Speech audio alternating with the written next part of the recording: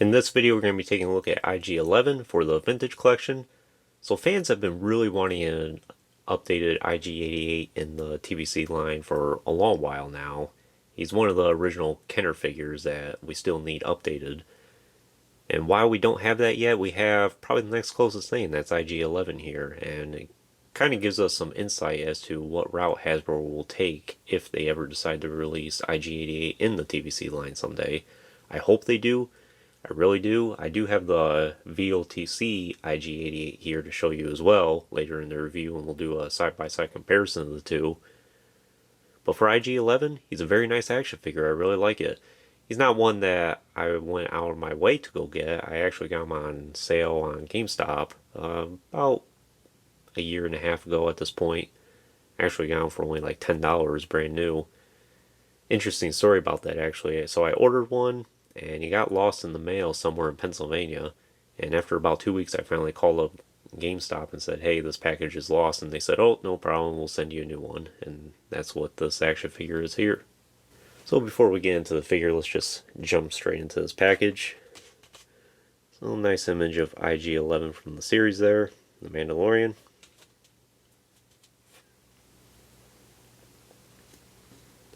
And he was VC206, and I have quite a few of these reviewed on the channel now. The Emperor, Lando's reviewed, Tebow will be coming soon, same with Endor Han, same with Akbar, and I do have the Royal Guard reviewed on the channel if you want to check those out.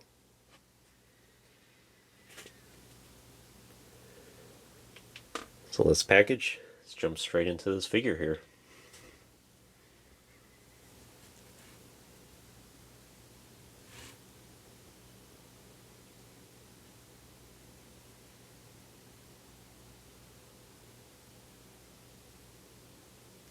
So one thing about the IG droids is they're very intricate about how you make them. You can't just do the same formula that you use for a standard Star Wars action figure with these. They have a lot of components to them, and they have a lot of innovative features about them that most other action figures will never really get to see. And especially the original IG-88 from 2006. In the VOTC line, that had some parts to it that at the time we just never seen on an action figure. Mostly in terms of articulation.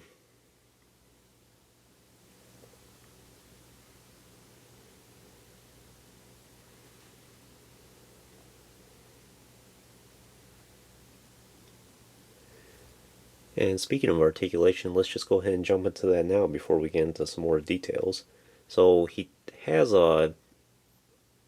his head is completely swiveled, but he has about 3 different swivels on here. He has the top part here, which can swivel all the way around, and then he has a middle section here that can swivel all around.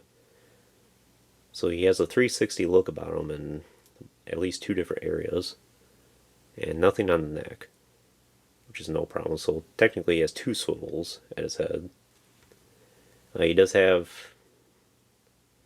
a ball hinge at his shoulder there, so great range of motion of what you can do there. He does have it hinged at the elbow, which is very nice. And he does have swivel wrist, but something interesting about his fingers there, as you can see, is in order to hold his weapons on the original, or I'll just bring this out now.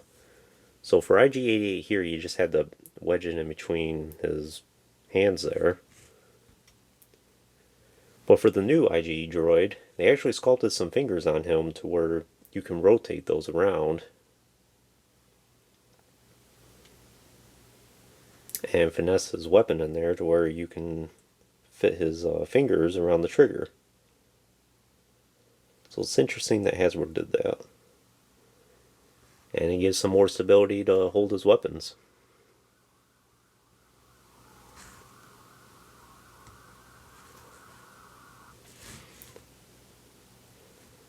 So he does have a joint at the torso there, but his bandolier here and his strap actually kind of restricts him a little bit.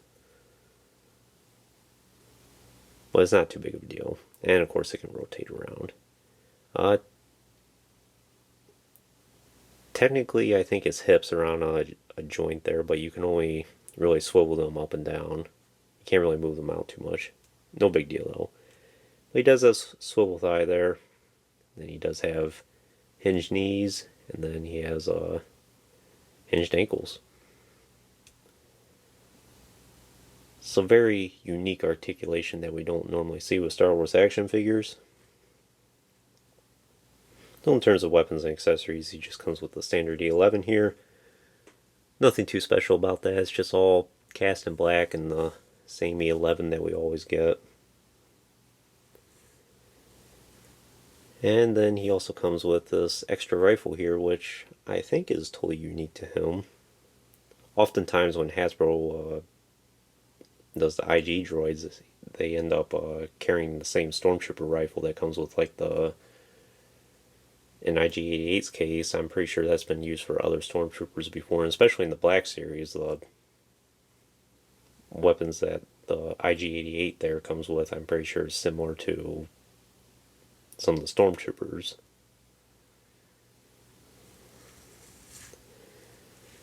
He has a nice grayish wash on that. I like how that looks.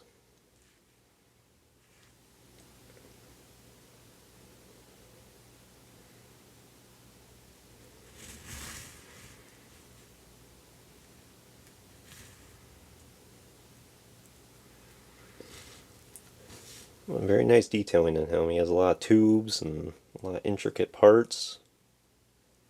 It's an action figure you can study for a while and pick up on something new every time.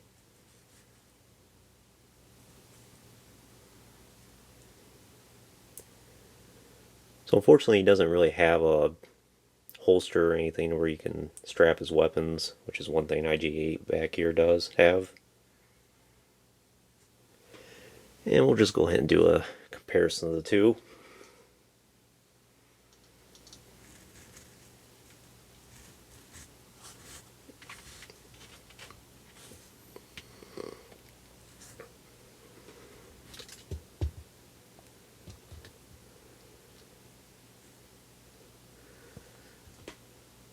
So here's what the two droids look like side by side. They're about the same height.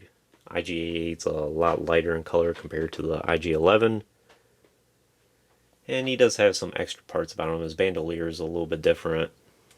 And he has this holster back here where you can fit one of his weapons, and also he has this blade back here.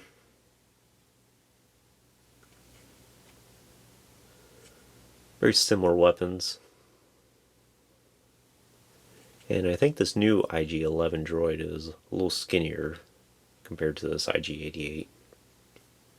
But the IG-88 here from 2006, that was a very popular action figure at the time. It was one of the best that Hasbro has ever made. And even today, it still holds up really good.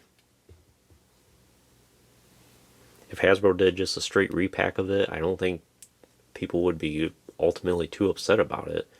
I'm sure a lot of longtime collectors that have this one already would prefer a new one, but if you're someone new to the line, I think you'd be totally happy with that.